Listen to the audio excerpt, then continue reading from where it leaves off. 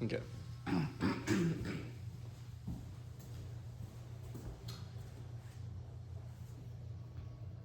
everyone, thanks for coming to my informative speech this evening. Today I'm going to talk about fly fishing, specifically what is fly fishing, how it's become more popular in the United States over the past few years, why it's, did I already say what? Oh shoot, Alright, I got it, this is the one.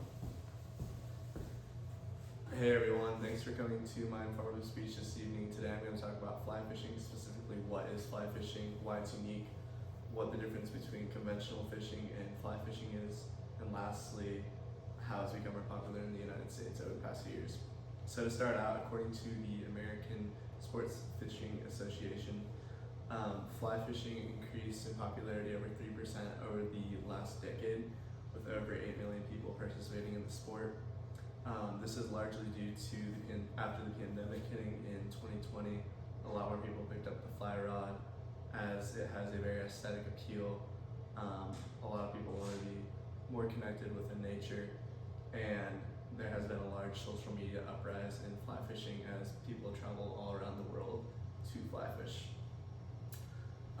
So moving on to what is the difference between standard fishing and fly fishing, I actually bought two rods here.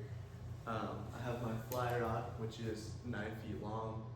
I like to use the analogy of driving a manual transmission when using a fly rod, specifically because you are using your arm and your lower half of your body to get your fly out onto the water. On the end here, I have a fly tied on. I'll show it to you guys. This is actually a grasshopper pattern that I have tied on, but typically in Tennessee, you can use a cicada pattern, as there's a large cicada catch here, and when the fly lands on the water, this will float on the top of the water. A fish will typically see it as an insect falling out of a tree and will hit this fly, resulting in you catching the fish. So like I said, with fly fishing, you really want a natural appearance. You want to throw your fly out as softly as possible onto the water and get a good drift down the stream, so it looks as if the bug or the fly that you have tied on actually is real. And then moving on to my conventional rod, this isn't your standard one, this is a little bit smaller, but it is a lot more simple. You just have your bail here that you pull back, and then on the end I just have a worm tied on. You simply hold the line and throw it. You don't really need to use your arm. You can literally just flick your wrist and get this bait out into the water. So it's a lot more simple and easy way of fishing, and I would compare this to driving an automatic transmission, as it's just grab your rod and go, as opposed to fly fishing where there's a lot more craft and I would say a lot more craft and style that goes into it. You really have to pay attention to details. This is why a lot more people are getting into it, as it becomes very addictive and rewarding when you do catch a fish.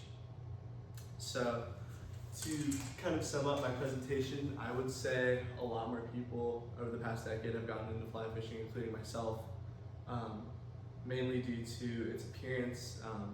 That's what struck me at first when I first got into it, was I saw fly fishermen, and they typically use a lot more gear.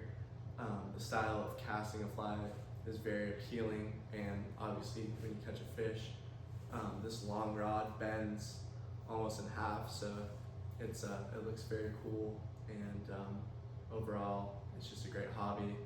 And yeah, I would say that it's probably going to continue to grow in its popularity, just because of the sole reason of how it looks.